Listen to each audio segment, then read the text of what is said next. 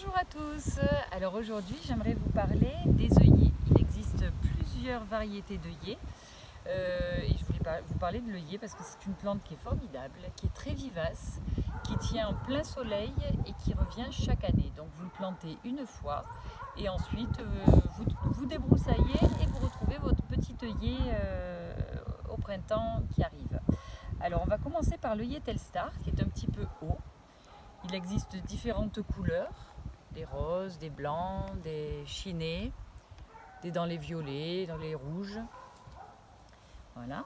Ensuite, il existe l'œillet Pinkis, qui est beaucoup plus bas et beaucoup plus touffu, bien plus dense au niveau de son feuillage et de ses fleurs. Ensuite, il existe l'œillet Kaori. La fleur est beaucoup plus simple que l'œillet Pinkis.